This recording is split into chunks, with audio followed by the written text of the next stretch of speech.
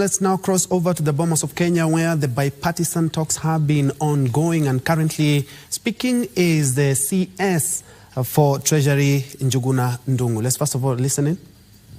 Nutrition outcome, because those people, that's one of the bucket areas. And I had a lot to say. We can always have a chat on this. The second one was actually markets. And I will not repeat this because I've talked about indeed, you are really pro-markets. Your Excellency, my point is very simple. Yes. We have to develop the markets. That's okay.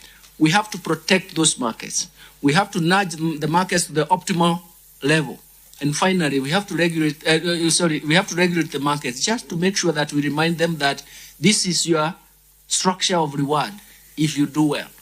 I come from a situation. Even now, I'm a smallholder.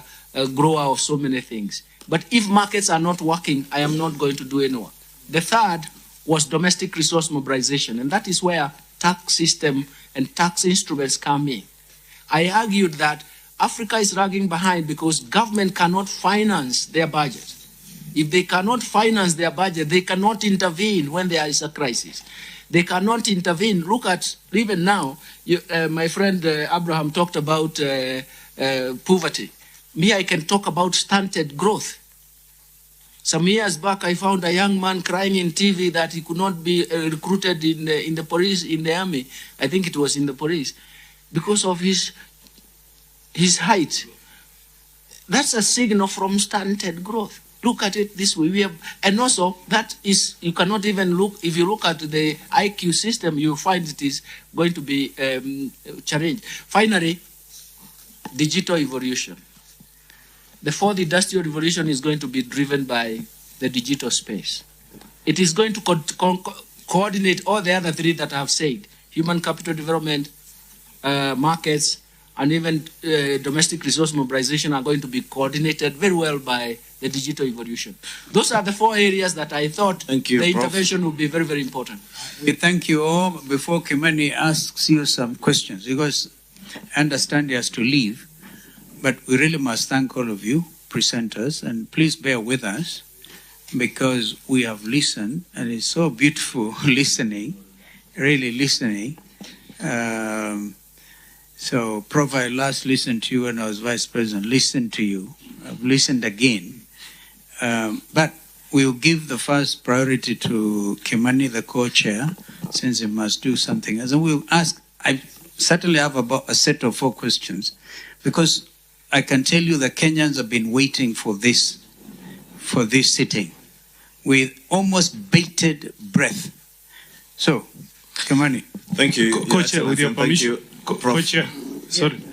Yes. I thought there is unfinished business. He was to comment on the issues that were raised by Bill Okero. He did. I think he did. He has touched on some, and some you can comment as you answer questions, just so that we don't make the engagement too long.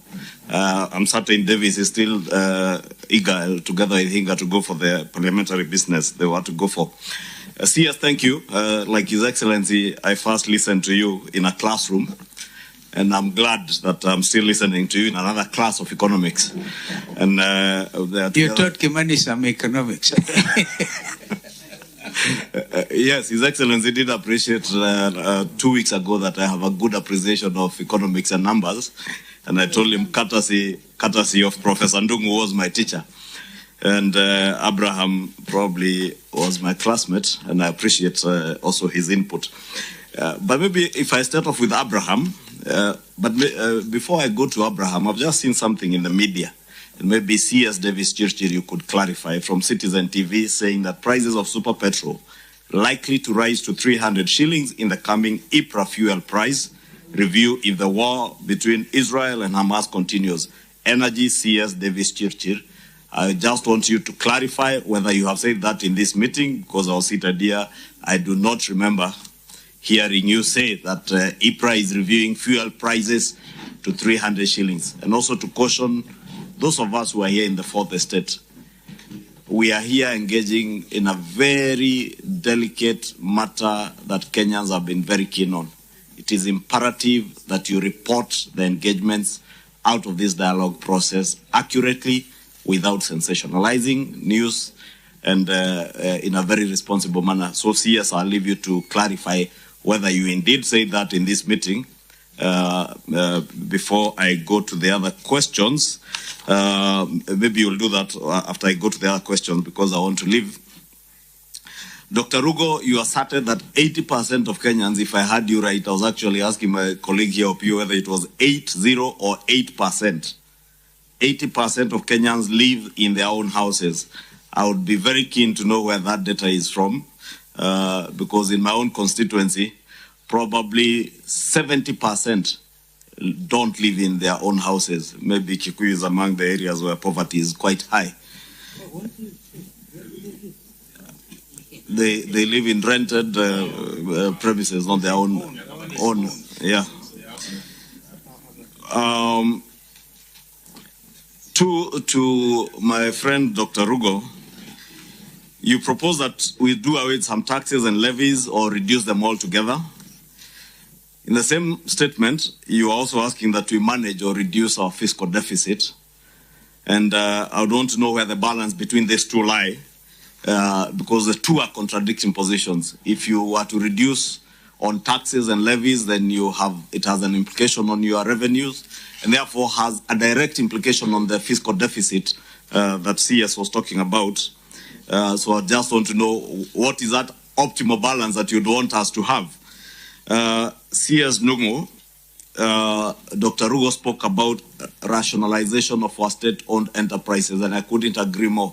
There's a lot of duplication in our state-owned enterprises, huge government resources going into state-owned enterprises. I would want to know whether the National Treasury and government has a program on a review of the state-owned enterprises, because these are some of the quick win areas that would have to rationalize those state-owned enterprises and save on the huge expenditure going into those state-owned enterprises.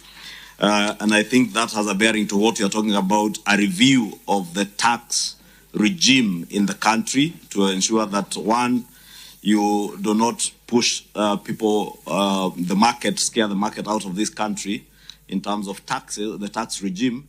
And you have alluded to the fact that there is work ongoing.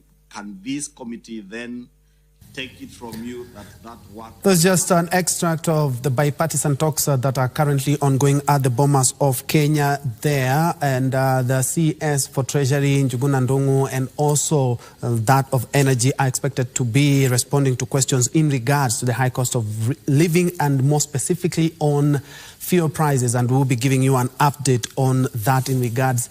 And Abdi is currently on that note and will be giving us more in our subsequent bulletin.